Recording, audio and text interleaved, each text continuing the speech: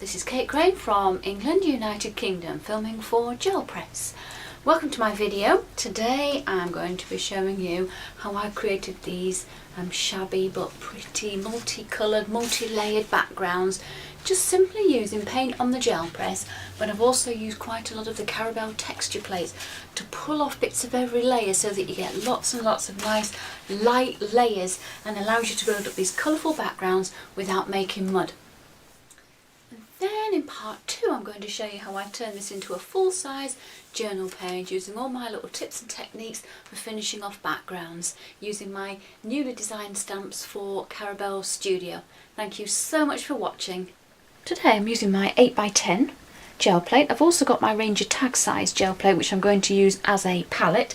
I'm going to use my texture art plates to pull off paint as I add layers, so I can build lots of layers without creating too many dense layers, and then hopefully get some prints like this. I've used a pastel top layer to pull off all those colours underneath. So I'm going to start with the blue. This is Peacock.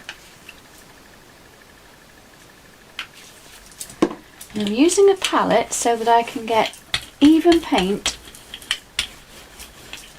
on my brayer. I don't want to put one colour over the whole thing. And then the texture plate will just pull some of that colour off. I'm just going to let that dry a little bit before I go in with my next colour. Now I'm going to add green, some lime.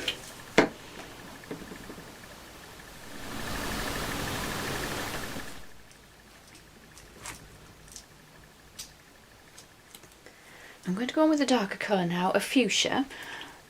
Because we're just adding colours to sit on top of each other, it means you can add lots of extra colour without making mud.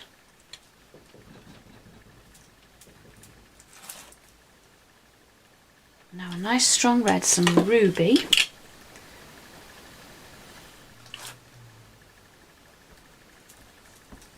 Now that my layers are pretty much dry, I'm going to just add a layer of pastel blue on the top. This is sky blue,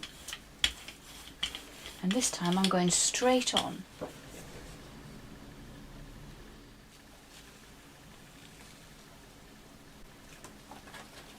There is my kind of shabby chic print. You can see all the bits of pattern coming through that I added along the way. If this doesn't work, it's possibly that you didn't leave it to dry for long enough before you put that top layer on, and it's also affected by heat and humidity. So it is just a piece of card. Have something similar, but this time I'm going to lift off paint in between with stencils, and I'm going to choose a pastel pink for my final top layer.